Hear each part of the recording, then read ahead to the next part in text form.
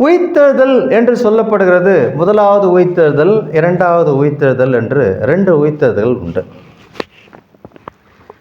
நீங்கள் எந்த உயிர்த்தெழுதலை கலந்து கொள்ளப் போகிறீர்கள்?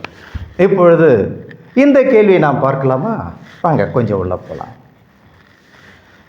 வேதத்தில் நமக்கு அழகாக சொல்லப்பட்டிருக்கிறது, இடுக்கமான வழி நெடுக்கமான வழி என்று. ஆனால் இடுக்கமான வழி என்று சொல்லப்படும் போது அது முதல் உயிர்த்தெழுதலுக்கு போகிற வழி. நெடுக்கமான வழி என்று சொல்லப்படுகிறது, அது மார்த்தான் ரேஸுக்கு போகிறது போல. பிரியமானவர்கள், இந்த நாட்களிலே உலகத்தில் நெடுக்கமான வழிதான் அதிகமாக இருக்கிறதோ அன்றி இடுக்கமான வழி இல்லை. இதை நீங்கள் தெரிந்து கொள்ள வேண்டுமென்றால் நிச்சயமாக வேதாகமத்துக்குள்ளே போங்கள், புரியும். அப்போ முதல்ல ரெண்டுத்தையும் பார்த்துடலாம். முதல் உயிர்த்தெழுதலில் பங்கு கொள்ளுகிறவன் இரண்டாம் உயிர்த்தெழுதலில் அவனுக்கு தேவையில்லை. ஏன் தேவையில்லை என்றால், கவனிகள், அவன் ராஜாவோட கூட இருக்கிறவன். அப்படி என்றால் யார் இவர்கள்? சற்று உங்களுடைய சிந்தனைக்கு வேலை கொடுங்கள்.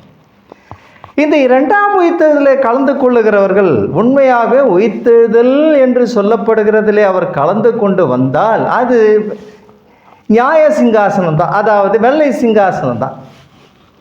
எதற்காக வருகிறார்கள்? நீதியை கேட்டு வருகிறார்கள்.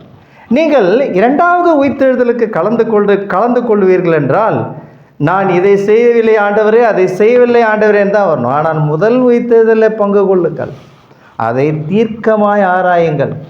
வாசல் விசாலமாய் இருக்கிற இடத்திற்கு ஜாகிரதையாய் இருங்கள். ஆனால் இடுக்கமாய் கவனிங்கள். தேவனுடைய வார்த்தையை நல்லா புரிஞ்சுங்க. இன்னும் கூட ஒரு சின்ன விளக்கத்தை கொடுக்குறேன். பவுல் பேசும்பொழுது அநேக கூட்டங்கள் இருந்தது ஒரு காலத்தில். ஆனால் பவுல்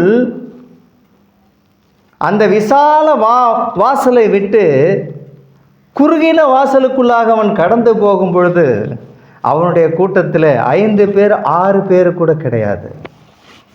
ரொம்ப குறுகின வாசல் இல்லையா? அது விசாலமான வாசல் அல்ல. அதனால உதாரணத்தை நான் சொன்னேன், புரிந்து கொள்ளுங்கள். இன்னும் அநேக காரியங்கள் உண்டையா, நீங்கள் இந்த பார்த்து கொண்டே வாங்க. வேத ரகசியங்கள் அனைத்தும் உங்களுக்கு வெளிப்படும். அநேக ரகசியம்